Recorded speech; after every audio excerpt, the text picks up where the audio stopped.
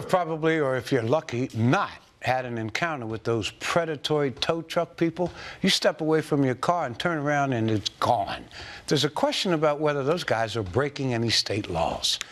The News 4 I-Team started looking into that after getting complaints about what they call tow spotters. As Scott McFarland found out, it could be a judge who decides just how the story will end.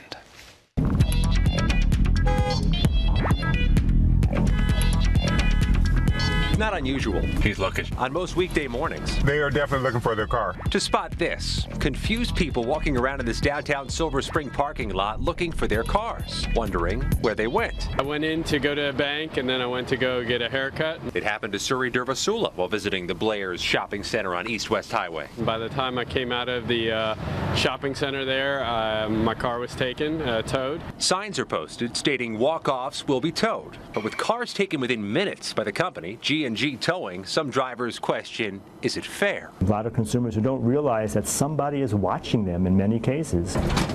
Eric Friedman with Montgomery County's Office of Consumer Protection investigates towing complaints and says G&G gets the most complaints each month. These would be G&G Towing. Friedman says a new state law in 2012 made it illegal for towing firms to employ spotters, a person whose primary job is to report unauthorized vehicles for towing. Somebody who just stands on the street or hides in a garage or in a building waiting for someone to walk off the property, make one false step. They've turned our shopping centers into lucrative fishing holes for towing companies to get rich.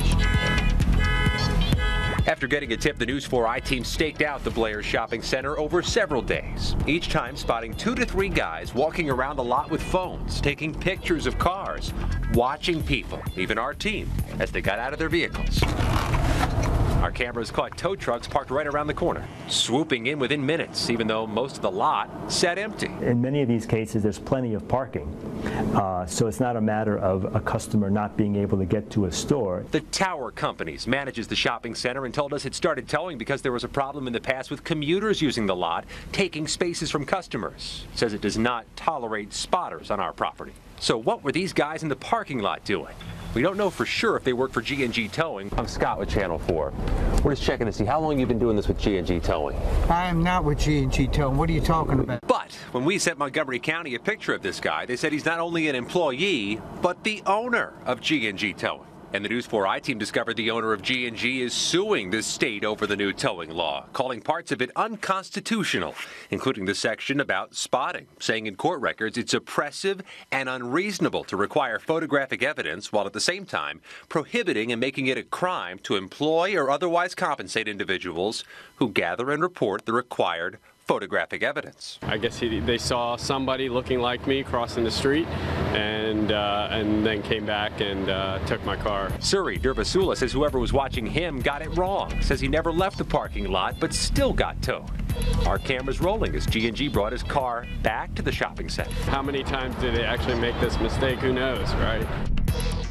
According to police records obtained by the News 4 I-Team, G&G Towing reported more than 700 tows in January alone, more than any other towing company in Montgomery County. That case with G&G expected to go to trial in Maryland courts later this week.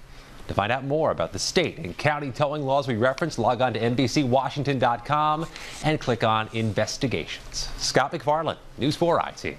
That's disgusting. Well, we want to hear the follow-up, Scott. Yeah.